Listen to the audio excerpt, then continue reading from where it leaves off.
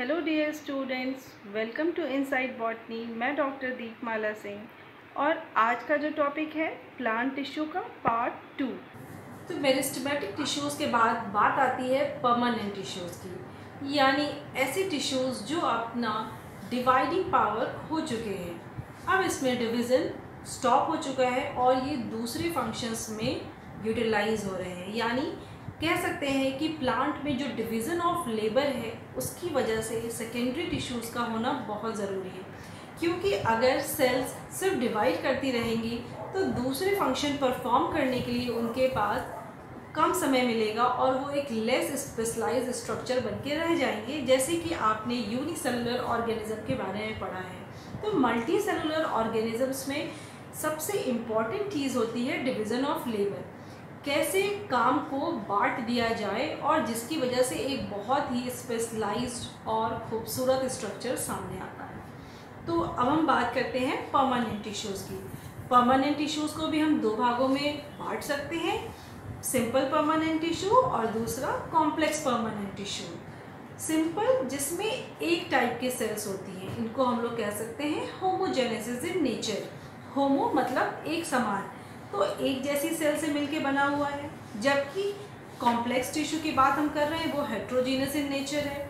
Heterogeneous मतलब इसमें कम से कम दो तरह की सिंपल परमानेंट टिश्यूज़ यूज़ हो रहे हैं। तो जो ये सिंपल परमानेंट टिश्यू है ये बेस है कॉम्प्लेक्स परमानेंट टिश्यूज़ की।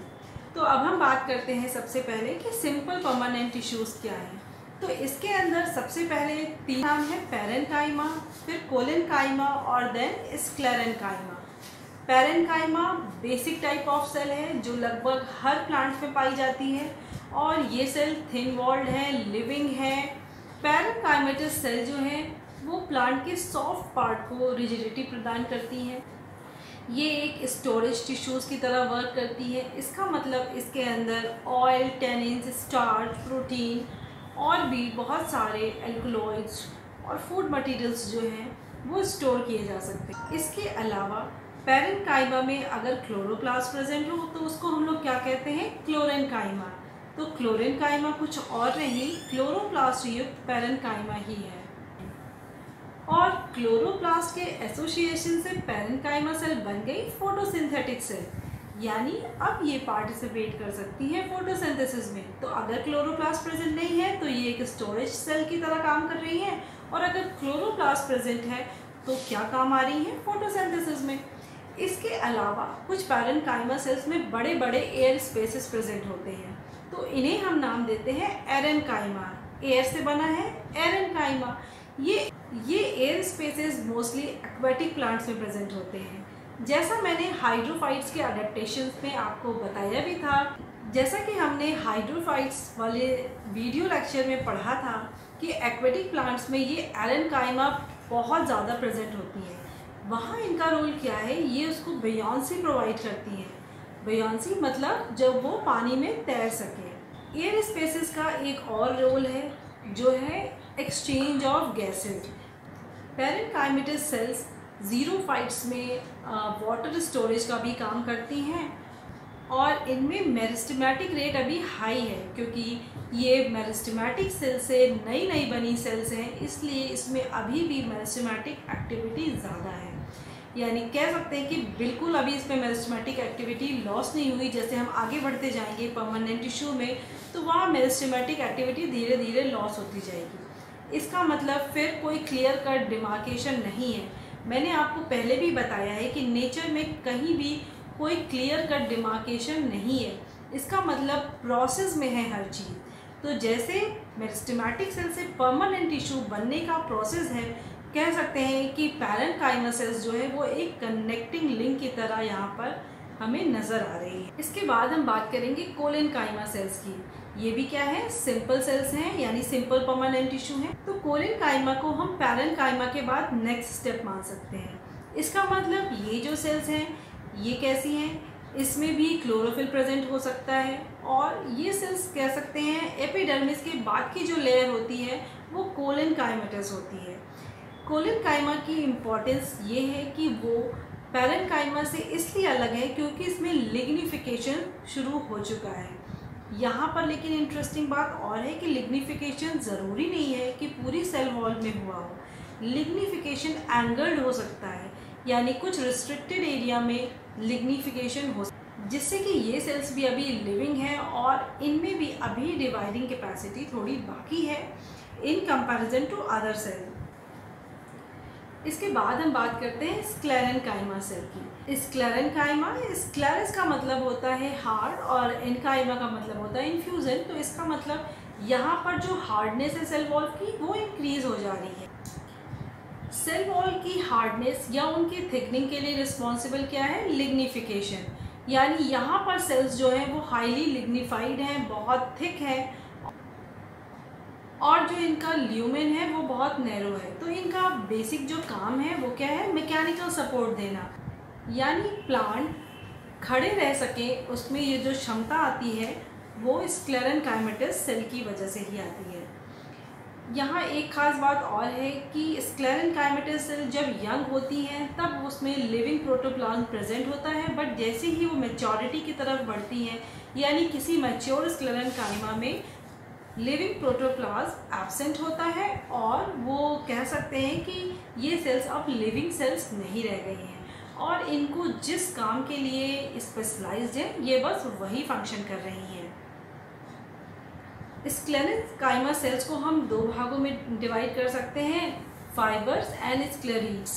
फाइबर्स इलोंगेटेड पॉइंटेड सेल्स होती हैं जो हाईली लिग्निफाइड है और इसमें पिट्स प्रेजेंट होते हैं। क्योंकि आपको पता है कि पूरी जो सेल वॉल है वो हाईली लिग्निफाइड है, तो नेक्स्ट सेल से कम्युनिकेशन के लिए इसमें पिट एरिया होते हैं। ये पिट एरिया जो होते हैं यहाँ पर लिग्निफिकेशन नहीं होता है और सेल वॉल बहुत थिन होती है, जिसकी वजह से cell to cell communication easily हो सकता है। अब हम बात करते हैं स्क्लेरीड्स की। स्क्लेरीड्स को आप स्टोन सेल्स के नाम से भी जानते हैं। स्टोन सेल्स ये आपको कहाँ मिलेंगे? जब आप कोई फ्रूट्स खाते हैं जैसे कि नाशपाती, उसमें जो कड़ा कड़ा भाग आता है वो ही बना होता है इन स्क्लेरीड्स का। तो ये जो स्क्लेरीड्स हैं इनका डायमीटर बहुत कम होता है और कह सकते हैं ऑलमोस्ट स्फेरिकल होता है, जबकि फाइबर्स मैंने आपको बताया इलोंगेटेड होता है। इसीलिए स्क्लेरीड्स को हम लोग स्टोन सेल भी कहते हैं और इनका भी काम क्या है? मैकेनिकल सपोर्ट ही है। और ये नॉर्मली आपको कॉर्टेक्स में, पिथ में, सीड्स के कवर में और फ्रूट्स में इजीली आइडेंटिफाइड किए जा सकते। तो अब हम बात करते हैं कॉम्प्लेक्स टिश्यू की। कॉम्प्लेक्स टिश्यू मैंने जैसा आपको पहले ही बताया कि वो दो या दो से अधिक सेल से मिलकर बनी होंगी, उसे हम कहेंगे complex tissue. Heterogeneous in nature है। तो कॉम्प्लेक्स टिश्यू का सबसे अच्छा एग्जाम्पल है वस्कुलर टिश्यू। वस्कुलर टिश्यू जिसमें हम पढ़ते हैं xylem tissue and phloem tissues. Xylem और फ्लोएम बहुत ही इम्पॉर्टेंट है किसी भी लैंड प्लांट के लिए। जाइलम आपको पता है वाटर कंडक्शन के लिए इस्तेमाल किया जाता है, जबकि फ्लोएम का काम क्या है? फूड का ट्रांसलोकेशन। तो पूरे प्लांट में पानी कैसे पहुंचाया जाएगा? जाइलम के द्वारा। और जाइलम कितनी सेल से मिलके बना हुआ है? ये 4 तरीके की सेल से मिलके बना होता है, tracheids, fibres, vessels and wood parenchyma. ये 4 टाइप की सेल्स आपको लेकिन सिर्फ एंजियोस्पर्म में ही देखने को मिलेंगी। इसका मतलब ये हुआ कि जिम्नोस्पर्म में आपको वेसल्स नहीं मिलेंगी। कुछ जिम्नोस्पर्म की हम बात छोड़ दें जो एक्सेप्शंस हैं, तो बच्चों चूँकि ये लैंड प्लांट का कैरेक्टर है तो आपको जैसे मैंने हाइड्रोफाइट्स में पढ़ाया भी था कि जाइलम वहाँ पर रूडिमेंट्री हो जाता है। इसी तरह अगर हम बात करें कि पहले एल्गी थे और उसके बाद ब्रायोफाइट्स आए, फिर pteridophytes, gymnosperm and then angiosperm. तो एल्गी चूँकि मोस्टली वाटर में ही रहते थे तो उसमें जाइलम फ्लोएम की कभी ज़रूरत नहीं पड़ी। उसके बाद हम बात करते हैं ब्रायोफाइट्स की। ब्रायोफाइट्स चूँकि स्मॉल प्लांट्स थे तो उसमें भी, और वो भी मोस्टली क्या थे? पानी के ही आसपास रहते थे, क्योंकि आपको पता है कि bryophytes are the amphibians of plant world. तो पानी के आसपास होने की वजह से उन्हें भी जाइलम और फ्लोएम की ज़रूरत नहीं पड़ी, लेकिन वहाँ पर हाइड्रॉइड्स एंड लेप्टॉइड्स नाम के टिश्यूज़ प्रेजेंट थे जिनका फंक्शन सिमिलर है जाइलम और फ्लोएम के जैसा। टेरिडोफाइट्स में ट्रकीट्स देखने को मिल सकती है, क्योंकि टेरिडोफाइट्स आपको पता है फर्स्ट लैंड प्लांट है। लैंड पे जब ये आ गया तो इसको वाटर के कंडक्शन की ज़रूरत पड़ी ताकि ये एरियल पार्ट्स में वाटर पहुंचाया जा सके। इसके बाद बात आती है जिम्नोस्पर्म की। तो जिम्नोस्पर्म में रियल जाइलम और फ्लोएम प्रेजेंट है। तो सबसे पहले हम बात करते हैं जाइलम ट्रकीट्स की। जाइलम ट्रकीट्स फंडामेंटल स्ट्रक्चर है जाइलम के, और ये लगभग जिम्नोस्पर्म, एंजियोस्पर्म, इवन टेरिडोफाइट्स में भी प्रेजेंट है। इलॉन्गेटेड सेल्स हैं, हाईली लिग्निफाइड हैं, और इनमें टेपरिंग एंड है, यानी इनका जो एंड है वो बहुत नुकीला है, और ये सेल एक के ऊपर एक ओवरलैप करके एक दूसरे से जुड़ती हैं। तो एक दूसरे से जुड़ने के लिए इनके बीच में परफोरेशन होना ज़रूरी है, यानी छोटे छोटे छेद होना ज़रूरी है। तो वो छेद पिट फील्ड की तरह यहाँ पर आपको दिखाई पड़ेंगे, और एंड टू एंड एक दूसरे से अटैच रहने के कारण पानी एक सेल से दूसरी सेल में ईजिली पहुँच जाता है। क्योंकि मैच्योरिटी पे इसमें लिविंग प्रोटोप्लाज्म एब्सेंट हो जाता है, तो वाटर के कंडक्शन के लिए मैक्सिमम जगह यहाँ पर प्रेजेंट है। जाइलम फाइबर्स की बात करें तो जाइलम फाइबर्स भी ट्रकीट्स जैसे ही हैं, लेकिन ये स्मॉलर इन साइज़ है और ज़्यादा इलॉन्गेटेड है। इसमें ल्यूमेन बहुत नैरो हैं, तो ये वाटर कंडक्शन में तो बहुत ज़्यादा नहीं यूज़ हो पाते हैं। तो कह सकते हैं कि ये मैकेनिकल सपोर्ट देने के लिए पाए जाते हैं। उसके बाद बात आती है वेसल्स की, जो बहुत ही स्पेशलाइज्ड स्ट्रक्चर है और सिर्फ एंजियोस्पर्म में पाए जाते हैं। वेसल्स जो हैं ये छोटी छोटी सेल्स होती हैं, लेकिन इनका डायमीटर बहुत ज़्यादा होता है। इसमें ल्यूमेन बहुत बड़ा है, और एक के ऊपर एक की सेल्स ऐसे अरेंज होती हैं जैसे एक पाइप बना लेती हैं। तो इसमें वाटर कंडक्शन यानी वाटर का फ्लो बहुत ज़्यादा है, और ईजिली वाटर चला जाए इसके लिए इसमें भी परफोरेशंस होते हैं। ये परफोरेशन कई तरीके के हो सकते हैं, यानी कि एक सिंपल पोर में हो सकता है, जैसे आपके घर में पाइप होती है उस तरीके से, और या फिर वो छोटे छोटे छेद हो सकते हैं, जो ढेर सारे छेद एक दूसरे के ऊपर ओवरलैप होते हैं, जिनको हम लोग कहते हैं मल्टीपल परफोरेशन। और ये परफोरेशन की डिज़ाइन भी अलग अलग हो सकती है, रेटिकुलेट हो सकती है और स्क्लेरिफॉर्म हो सकती है, डिफरेंट शेप्स में ये हो सकती है। तो ये भी लिग्निफाइड सेल्स हैं और वाटर कंडक्शन में यूज़ हो रही हैं। यहाँ इंटरेस्टिंग बात ये भी बता दूँ कि कुछ जिम्नोस्पर्म ऐसे हैं जैसे इफिड्रा, नीटम, विल्विशिया, जिसमें ये वेसल्स रिपोर्टेड हैं। इसके बाद हम बात करते हैं वुड पैरेन्काइमा की। वुड पैरेन्काइमा, जिसको हम लोग जाइलम पैरेन्काइमा या जाइलरी पैरेन्काइमा भी, ये जाइलम रेस बनाते हैं। इनका काम मोस्टली वाटर कंडक्शन बहुत ज़्यादा तो नहीं है, लेकिन ये स्टोरेज ऑफ फूड मटेरियल में हेल्प करते हैं। अब बारी आती है फ्लोएम की।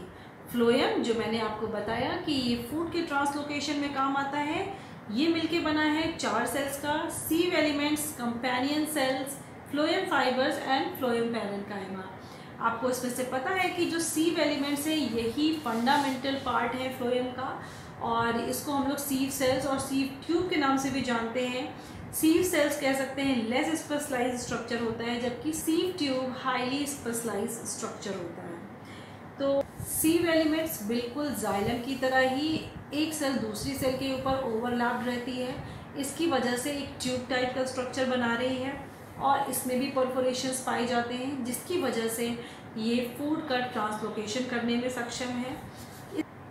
लेकिन सीव सेल्स जो हैं वो लिविंग सेल्स हैं, लेकिन हाँ मैच्योरिटी पे इसमें न्यूक्लियाई डीजनरेट हो जाता है, या कह सकते हैं ये एब्सेंट हो जाता है। कंपेनियन सेल्स जो हैं ये एंजियोस्पर्म प्लांट के यूनिक फीचर्स हैं, और ये स्पेशलाइज्ड पैरेन्काइमेटस सेल ही है, यानी ये लिविंग सेल्स हैं। इसमें अबंडेंट साइटोप्लाज्म प्रेजेंट है, और इसमें न्यूक्लियस भी प्रोमिनेंट है। यहाँ पर ये स्टार्च का स्टोरेज नहीं कर रहा है। कंपेनियन सेल्स सीव ट्यूब से एसोसिएटेड होते हैं, और कह सकते हैं कि they live and die together with sieve elements. इसके बाद बात आती है फ्लोएम फाइबर्स की। तो फ्लोएम फाइबर्स जो है ये भी क्या है, इलॉन्गेटेड स्ट्रक्चर है विद टेपरिंग एंड है, और इसमें ल्यूमेन बहुत नैरो होता है, तो ये भी मैकेनिकल सपोर्ट प्रोवाइड कर रहा है। फ्लोएम फाइबर्स को हम लोग बास्ट फाइबर्स भी कहते हैं, और आपको पता है कि ये हाईली कमर्शियल वैल्यू का होता है। बास्ट फाइबर या फ्लोएम फाइबर लिग्निफाइड भी हो सकता है और नॉन लिग्निफाइड। इसके बाद बात आती है फ्लोएम पैरेन्काइमा की। तो फ्लोएम पैरेन्काइमा भी नॉर्मल पैरेन्काइमा की तरह इसमें भी स्टार्च है, फैट्स हैं, टेनिन्स हैं। ये एक स्टोरेज ऑर्गन की तरह काम कर रही है और जो फ्लोएम सेल्स के साथ एसोसिएटेड है, इसीलिए इसको हम लोग फ्लोएम पैरेन्काइमा कहते हैं। जबकि मोस्टली मोनोकॉट्स में फ्लोएम पैरेन्काइमा एब्सेंट होती है। तो आज के लिए बस इतना ही। Thank you.